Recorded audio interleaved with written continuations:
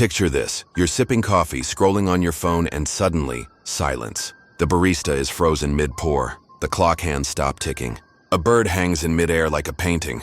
The world has hit the pause button, except you. Congratulations. You are now the only moving creature in a completely frozen reality. No pressure, but what you do next could be either genius or absolute disaster.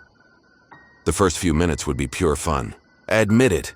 You'd poke people's cheeks, rearrange their poses, maybe slip sunglasses onto a statue-still stranger.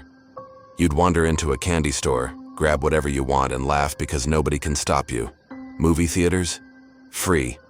Roller coasters? Well, the coaster is stuck at the top of the hill, but at least you can finally climb up without a ticket. For a while, it's the ultimate cheat code, but then the questions begin. How does your body still work while everything else is paused? If time is frozen, does that mean air molecules are frozen too? If yes, you'd suffocate instantly, because no oxygen molecules would reach your lungs. Game over before you even finish your stolen chocolate bar. So maybe the rules bend for you. You're the exception. Air flows, food digests, your heart beats. Lucky you. But even then, water won't pour, engines won't run, fire won't burn.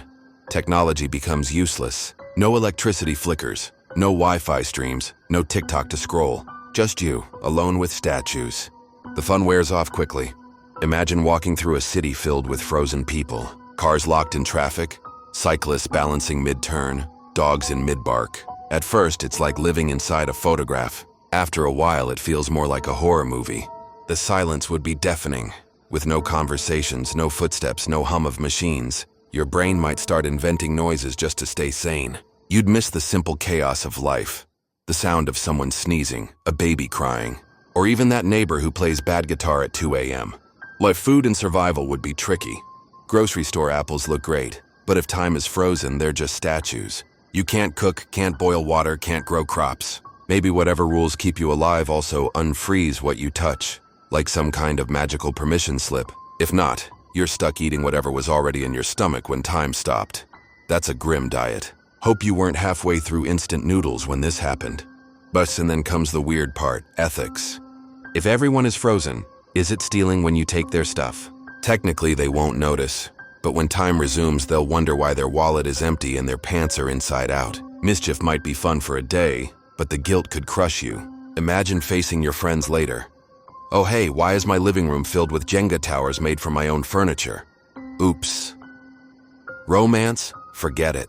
You might think, finally I can talk to my crush without being nervous. Except no, you'd be standing in front of a motionless person monologuing to a statue. That's not romance, that's weird performance art.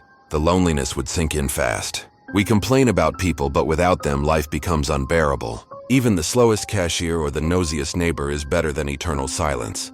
And what about science? With time stopped, you could wander the world, study anything without deadlines, sneak into libraries, climb into rocket labs, peek at classified files.